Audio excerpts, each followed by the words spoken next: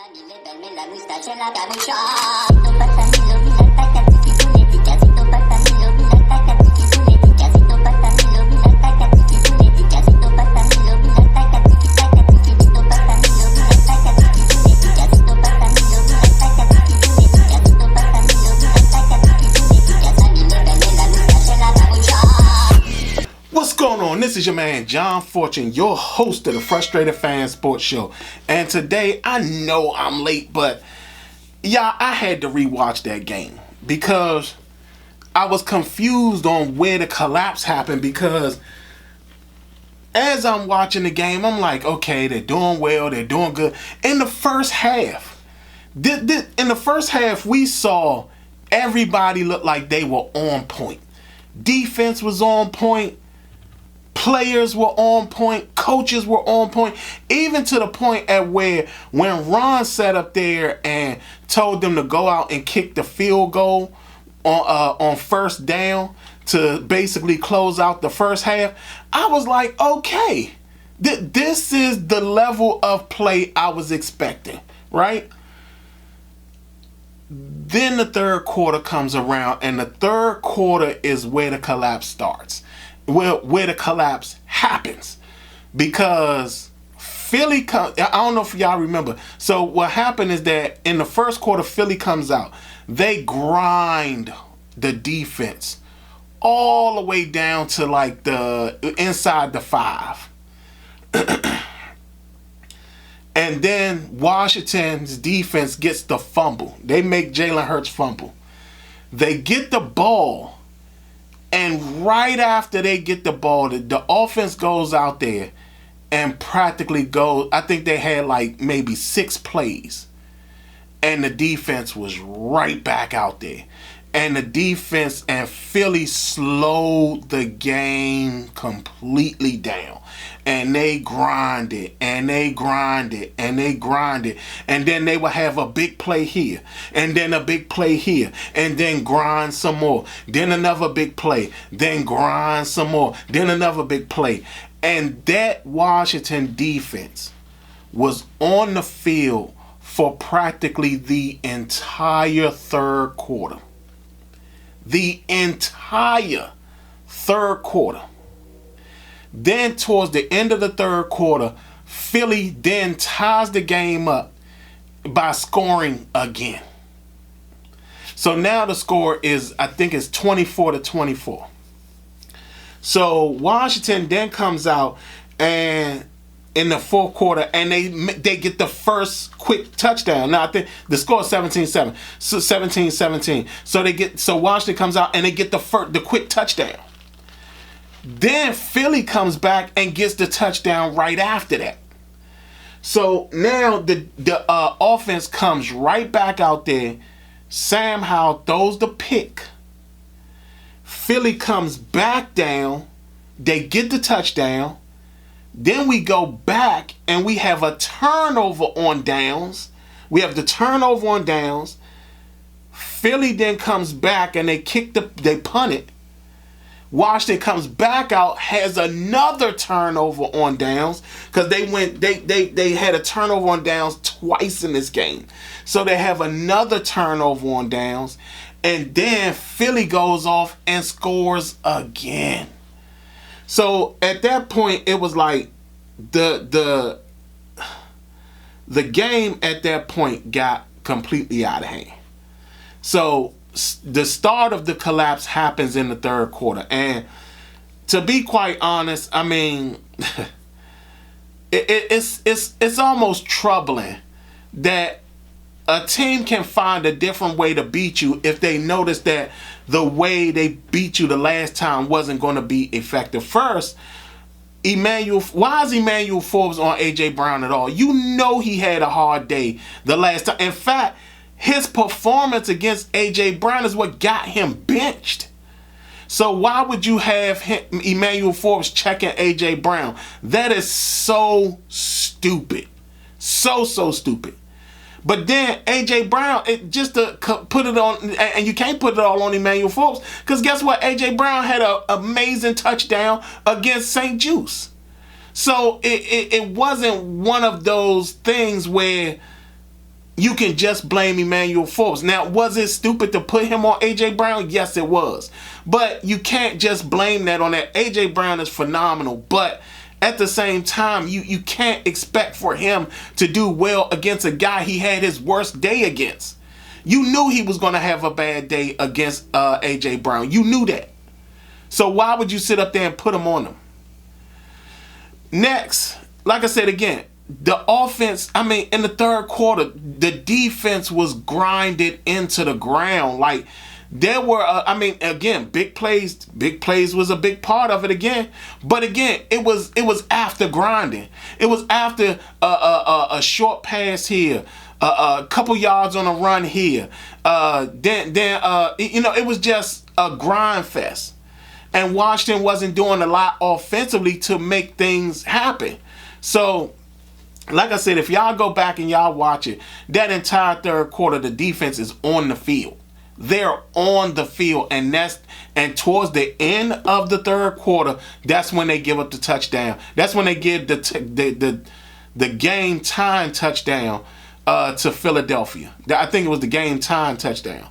That's when they tied it up 17-17, yeah. So they gave up the game time touchdown at the end of the third quarter.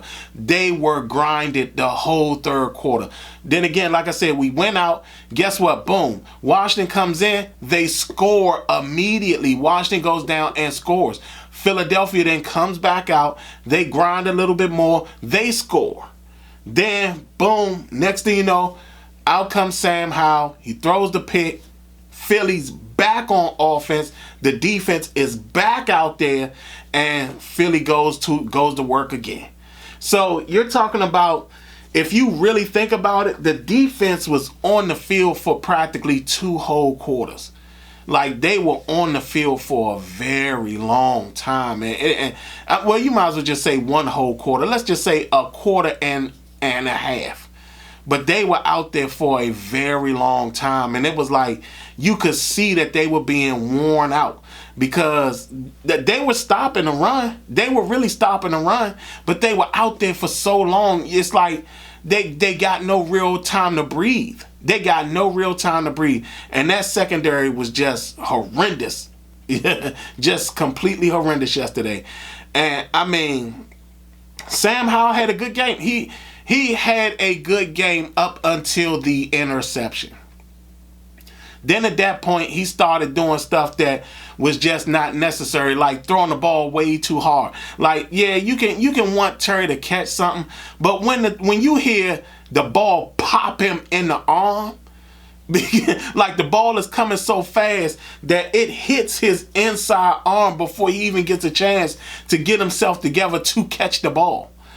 So I mean, Sam Howell was throwing some speed balls. I mean, not only that, he started to get inaccurate. And again, that doesn't mean he didn't have a good game, because he did have a good game. Only 1 sack. Only 1 sack. Finally, only 1 sack. But again, you're talking about, there are things that improvement needs to be made. And like I said, I'm pretty sure the defense is going to be destroyed. But if you went back and you watched the game, I'm telling you, that defense was on the field for pretty much the entire third quarter. Like I said, I think Washington, when I looked at it, I think Washington had, I think they had about 6 plays or something like that on offense. Something like that. It wasn't a lot of plays on offense, but I mean, that defense was on the field the whole third quarter. I mean, it was crazy at how much they were on the field. So, man, here's another. You're talking about, now we're down 0-3 in the division. I mean, hey, look, this has already been a disaster, and as far as trades and stuff like that go, I don't want Ron and them making any trades for any. In fact, I don't want them touching anything front office wise at all. Because at the end of the day, if you trade anybody, should it be Montez Chase, John Allen, Cam Curl, Kendall Fuller, St. Juice, Emmanuel. It don't matter. You trade somebody right now. All it is that you've now, again, you now let Ron ruin the team even more. And that doesn't mean that all these guys actually want to be here. I mean, Jonathan Allen made it very clear. He was pissed. He said 7 years. That means he's talking about even back to the Jay Gruden time. Like, he said 7 years. So, I'm going to tell y'all, here we are again, another game where it's like your hope is high because they're playing so well, and then it gets deflated right towards the end of the game because another team is just better than your team.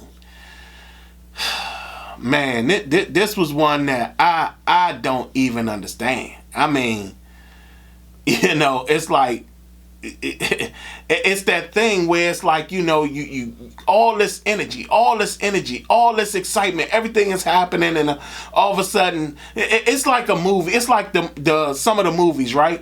You see them and it's like it's this whole build up for this movie, all this build up, all this action going on in the beginning, and then at the end it's like that was the end. I could have did without that, you know, like. That's how it is, man. And to be quite honest, it is what it is. I mean, this has been a disaster. And like I said, we're now getting into the part of our schedule where we're going to be seeing tougher defenses. Leonard Williams was just traded from the Giants to Seattle, and we see them in 2 weeks. We see them in 2 weeks. We got the Patriots coming up. Mac Jones is playing terribly, but guess what? It's Washington. He'll find a way to look like a Pro Bowler against us somehow, some way. Bill Belichick will somehow look like the Super Bowl winning coach again when he comes and face us. So, man, it's so hard being a fan of the Commanders now. I mean, like, it's so difficult being a fan. Because, I mean, man, they just do everything they possibly can to lose. Now, again, I can't blame the defense too much, but because they were on the field for pretty much the entire third quarter. But as you sit up there and you watch the game, all it does is just gives you that sinking feeling. Like, I felt like the guy from Get Out. You know what I'm saying? Like, I was sitting there and there was nothing I could do. My eyes are all big and I'm like just welling up. The tears are coming down because I don't know what to do. I'm just there, like, stuck, can't move. So, I mean, this is what, in fact, that's what this season is. This season is Get Out. Like, everything about this Commander season is the movie Get Out. Because, I mean, there's nothing you can do. You're sitting up there and you think everything is going well and you find out, no, you've just been trapped. And that people are trying to do stuff to you. They're trying to harm you. Oh, man. This team, I tell you, this team, man. And like I said, you talking about this was one of Sam Howell's better games. And he threw an interception. Like, how does that make any sense? How does he have a really good game and he throws an interception? A costly one at that, because guess what? Philly converted the interception into points. It was a very costly interception. So, man. Yeah, I mean, this is another one, because I remember the last time we faced Philly and I said, man, this one stung. This one is like a stomp to the balls. Like, this, it made no sense, man. I mean, I don't know if Philly, well, you know how, I don't know if y'all have ever seen cats mess with mice. They play with them before they actually kill them. Like, that's what it felt like. Like, we were, the Commanders were the mice and the Eagles were the cats, you know? So, oh man, this is just something, y'all. This is just something. Y'all Y'all tell me what y'all think. I mean, like, at the end of the day, I think our season is done with. Everybody, like, I seen all type of stuff. They still have a chance. Like, no, we don't. No, not with the people that we getting ready to see. No, we don't. We don't have a chance. You know what I'm saying? Like, we don't have an opportunity to really make noise because we're getting ready to see the toughest part of our schedule. Philly was the beginning. I mean, we might get past the Giants on the second go around because, like I said, Leonard Williams just got traded to Seattle, but we're seeing Seattle in 2 weeks. We see the Patriots, then we see Seattle. So, man. Y'all tell me what y'all think. I mean, you know what? What is y'all gauge on this season now? Like, what are y'all looking forward to? Are y'all looking forward to them actually performing better in games, or are y'all looking to the all season? How many of y'all are over the season already and have been focused on the all season? How many of y'all are like, you know, let's move on from Sam Howell. Let's see what they got the quarterbacks in this draft, this upcoming draft this year. Is it time to focus on that? Is it time to focus on the offensive linemen that are coming up in the draft this year? What is your take? How do you feel? Give me the temperature in the room right now on how you feel about this team. Other than that, this has been your man John Fortune, and this has been the Frustrated Fan Sports Show.